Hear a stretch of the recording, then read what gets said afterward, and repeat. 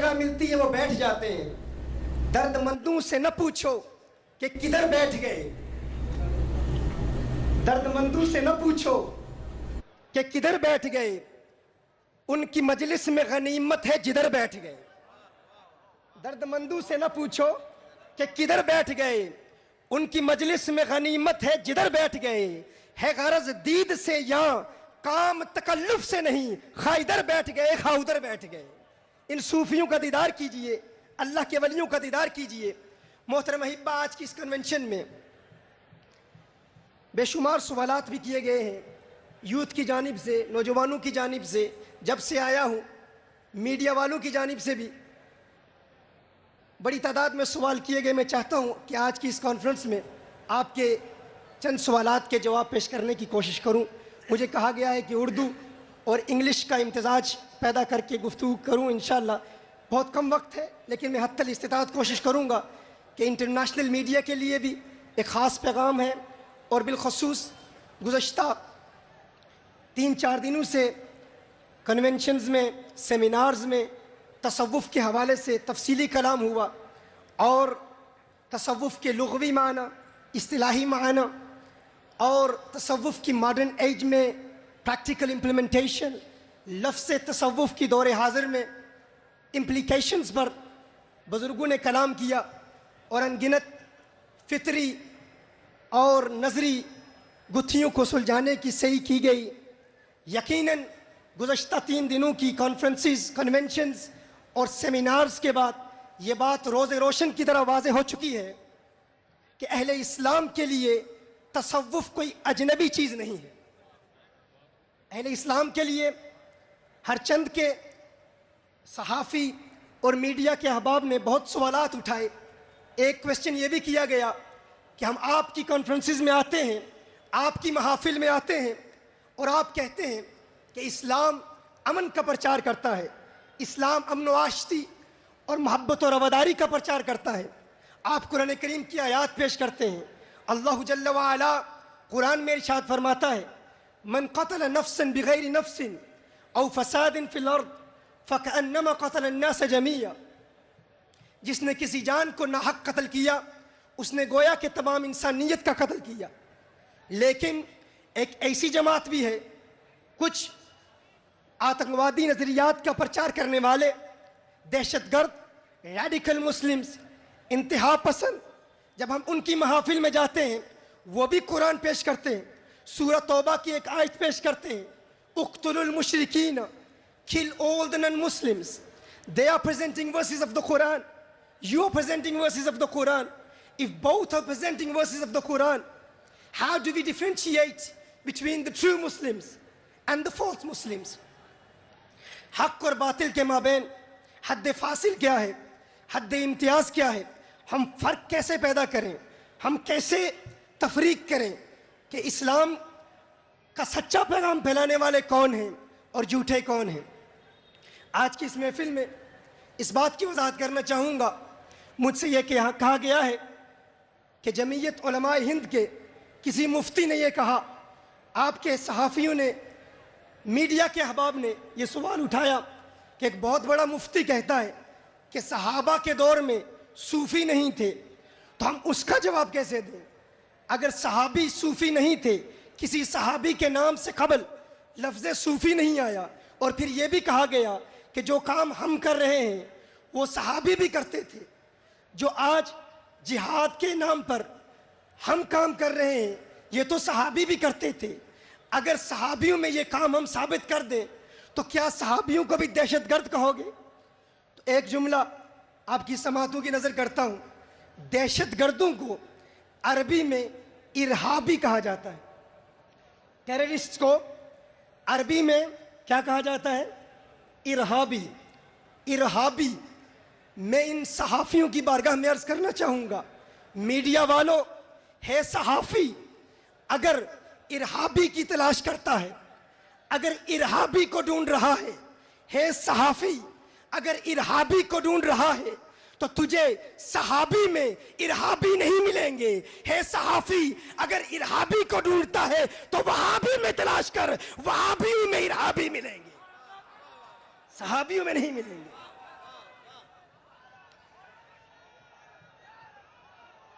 مجھ سے کہا گیا کہ بڑے لوگ امن کے نام پر دین اسلام کا پرچار کر رہے ہیں، کہتے ہیں کہ ہم پیس میکرز ہیں، پیس لورز ہیں، ہم امن کے علم بردار ہیں، تو ہم فرق کیسے واضح کریں؟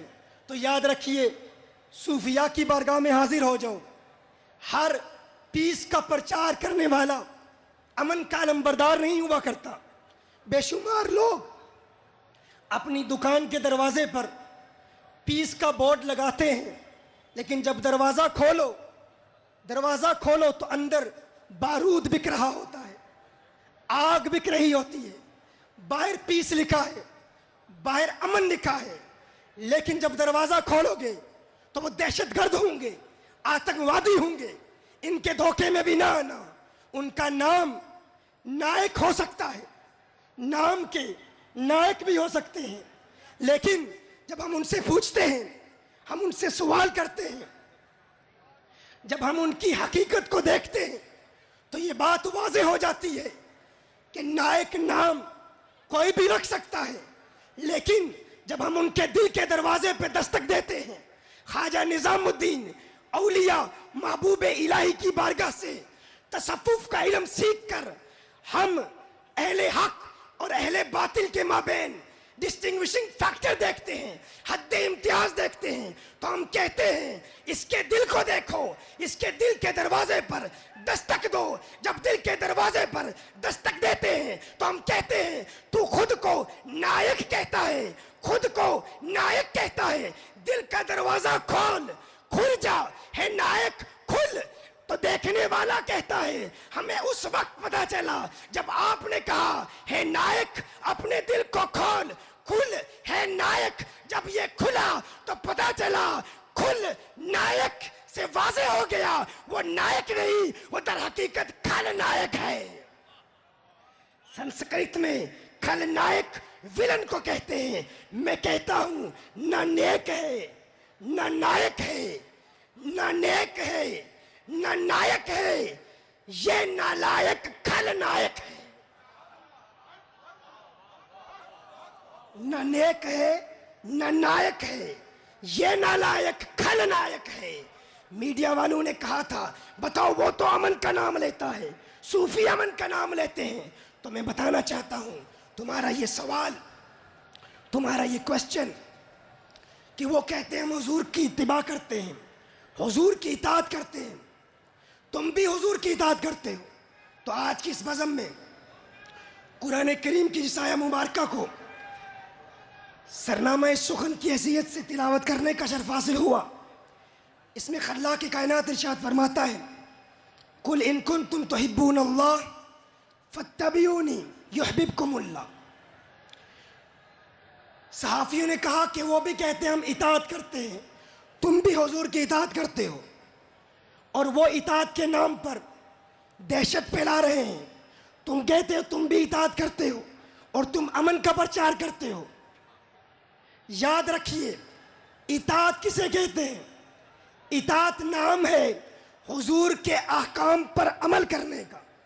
حضور کو حکم ارشاد فرمائے، آپ نے حضور کے حکم کو سنا، عمل کیا، تو آپ نے حضور کی اطاعت کی۔ اللہ جل وعلا قرآن میں ارشاد فرماتا ہے قُلْ إِن كُنتُمْ تُحِبُّونَ اللَّهَ فَاتَّبِعُونِي يُحْبِبْكُمُ اللَّهُ۔ اللہ نے حضور کی اتباع کا حکم بھی فرمایا ہے، اطاعت بھی کرو اتباع بھی کرو۔ اب اطاعت اور اتباع میں فرق کیا ہے؟ اطاعت کہتے ہیں حضور کے حکم پر عمل کرنا، اتباع کہتے ہیں حضور کی اداؤں کو اپنا لینا۔ حضور کی کسی ادا کو دیکھا، آپ نے حضور کی نقل کی تو حضور کی اتباع کر لی۔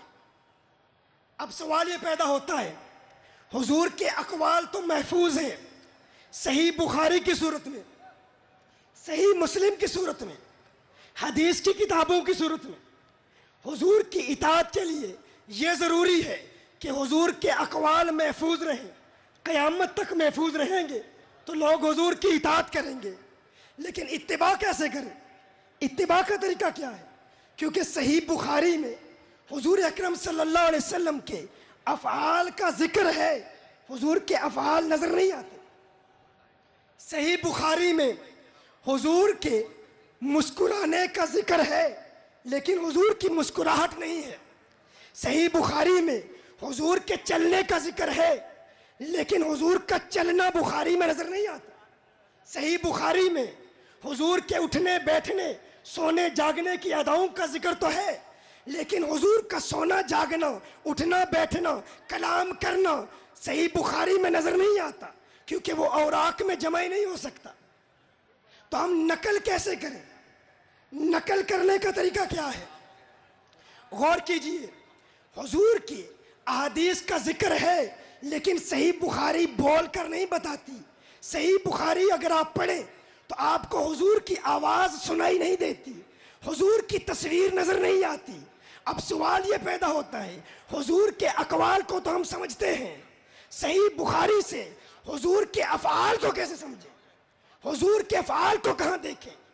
جو یہ کہتا ہے حضور نے دہشت کا پیغام پھیلایا تو ظاہر ہے حضور اکرم صلی اللہ علیہ وسلم کے بیشتر ایسے اقوال ہیں جن میں ابہام ہے، ان کو ہر بندہ سمجھ نہیں پاتا.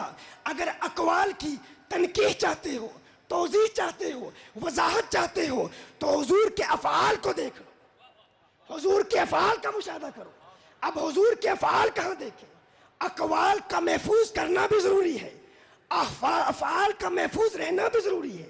اقوال محفوظ ہوئے بخاری سے، مسلم سے، سنن النسائی سے، سنن ابن ماجہ سے، سنن ابی داؤد سے، موطا امام مالک سے، موطا امام محمد سے.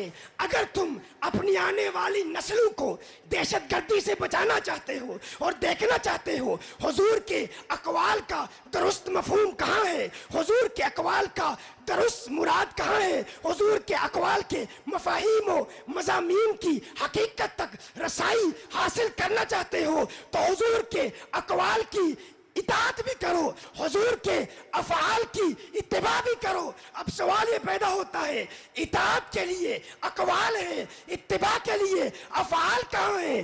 اگر حضور کے اقوال کی اطاعت کرنا چاہتے ہو صحیح بخاری دیکھو، اگر حضور کے افعال کا اتباع کرنا چاہتے ہو معین الدین چشتی اجمیری کو دیکھ لو. اگر حضور کے اقوال کی اطاعت کرنا چاہتے ہو صحیح مسلم کو دیکھ لو. اگر حضور کے افعال کی اتباع کرنا چاہتے ہو تو بابا فرید الدین گنج شکر کی اداؤں کو دیکھ لو. اگر حضور کے اقوال کی اطاعت کرنا چاہتے ہو تو سنن النسائی کو دیکھ لو. اور اگر حضور کی اتباع کرنا چاہتے ہو تو غوث اعظم پیران پیر میرا دستگیر شیخ عبد القادر جیلانی کی اداؤں کو دیکھ لو.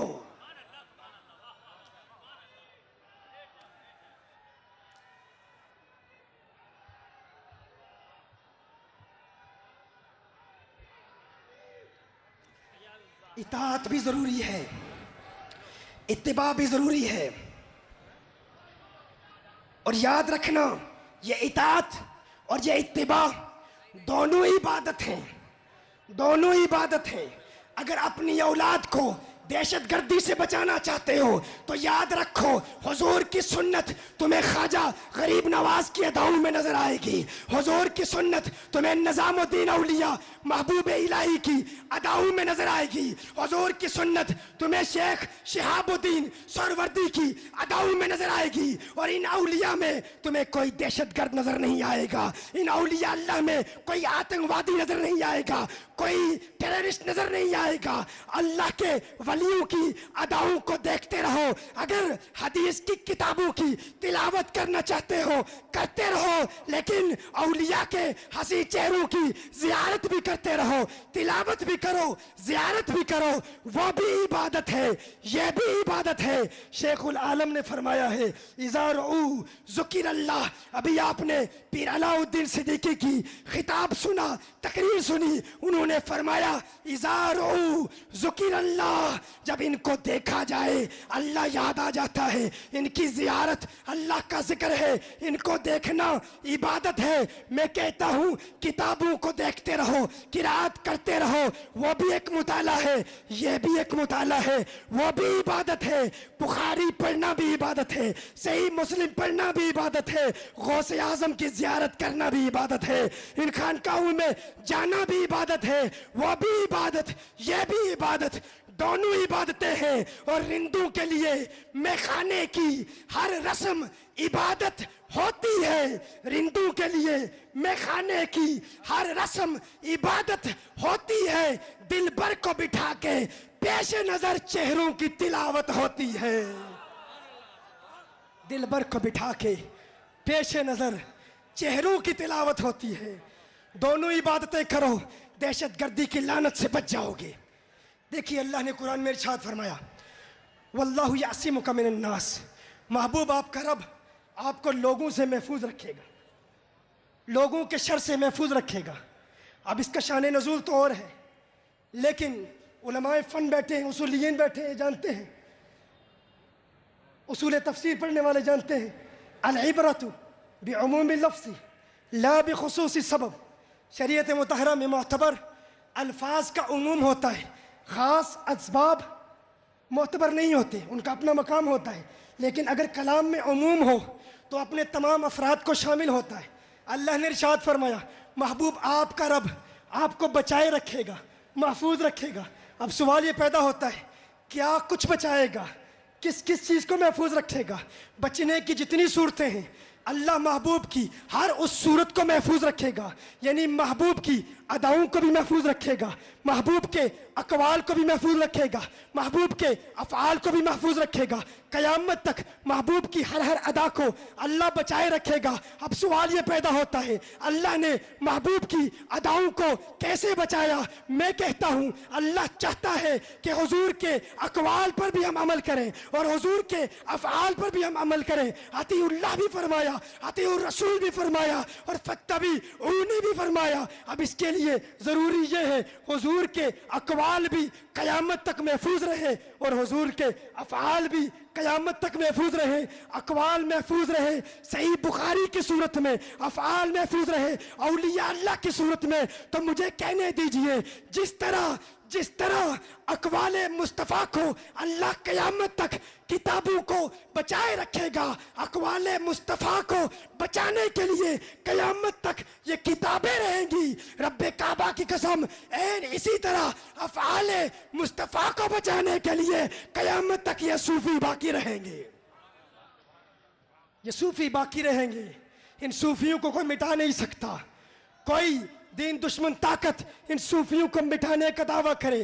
حضور کی اطاعت بھی ضروری، حضور کی اتباع بھی ضروری۔ رب کعبہ کی قسم جس طرح اقوال مصطفیٰ کو بچانے کے لیے کتابیں قیامت تک رہیں گی، این اسی طرح افعال مصطفیٰ کو بچانے کے لیے یہ اولیاء اللہ باقی رہیں گے، یہ صوفیاء کی محفلیں باقی رہیں گی، یہ صوفی کانفرنس قیامت تک جاری رہے گی، اور دنیا کی کوئی طاقت اسے ختم نہیں کر سکتی، اسے بند نہیں کر سکتی۔ رب کعبہ کی قسم جب تلک سورج کی تمتماہٹ رہے گی، جب تلک سورج کی سمتاہٹ رہے گی، جب تلک ستاروں کی جلملاہٹ رہے گی، جب تلک گل لالہ کی مہک باقی ہے، جب تلک مہر و ماہ کی گردشیں رہیں گی، جب تلک ہندوستان والوں تمہاری طبیعتوں کی ضیافت کے لیے کہتا ہوں، جب تلک گنگا کی موجیں رہیں گی، جب تلک جمنا کی لہریں رہیں گی، رب کعبہ کی قسم دہشت گردوں کے دل سینوں میں جلتے رہیں گے، دہشت گردوں کے دل سینوں میں پھٹتے رہیں گے، اور ان صوفیوں کی عظمتوں کے ڈنکے قیامت تک بجتے رہیں گے۔